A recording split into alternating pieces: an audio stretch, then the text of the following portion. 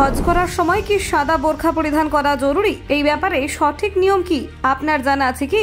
না জানা থাকলে এখনই জেনে নিন। হজ ইসলামের একটি গুরুত্বপূর্ণ স্তম্ভ এবং এটি পালন করার সময় মুসলমানদের জন্য কিছু নির্দিষ্ট বিধি ও নিয়মাবলী রয়েছে।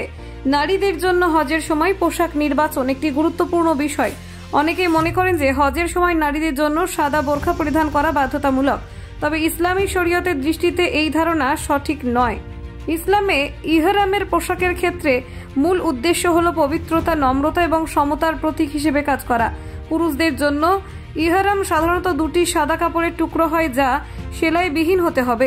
নারীদের ক্ষেত্রে বিশেষ কোনো নির্দিষ্ট রঙের পোশাক নেই, তারা সাধারণত যে ধরনের শালীন পোশাক পরে থাকেন সেটাই তাদের ইহরাম হিসেবে গ্রহণযোগ্য। নারীরা চাইলে কালো বা অন্য কোনো রঙের বোরখা পরতে পারেন, তবে তা যেন শালীন এবং আকর্ষণীয় না হয় এটি নিশ্চিত করতে হবে। সাদা বোরখা পরিধান করার বিষয়ে ইসলামী বিশেষজ্ঞদের মতামত হলো এটি আবশ্যক নয়। নারীরা স্বাভাবিক সময়ে যে ধরনের পোশাক পরিধান করেন সেই ধরনের পোশাকই তারা হজে ব্যবহার করতে পারেন, যেমন কালো বা অন্য কোনো রঙের বোরখা পরা যেতে পারে। ইসলামী শরিয়তের নির্দেশনা অনুসারে নারীদের জন্য হজের সময় পোশাক নির্বাচনে শালীনতা বজায় রাখা গুরুত্বপূর্ণ।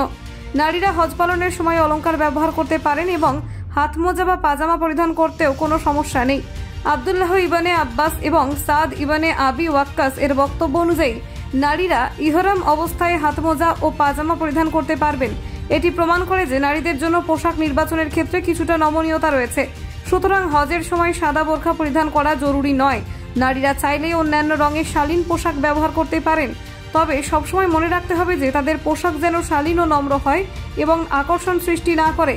ইসলাম ধর্মে নারী পুরুষ উভয়ের জন্যই সমতার গুরুত্ব রয়েছে এবং এই বিষয়টি হজ পালনের সময়ও প্রতিফলিত হয়।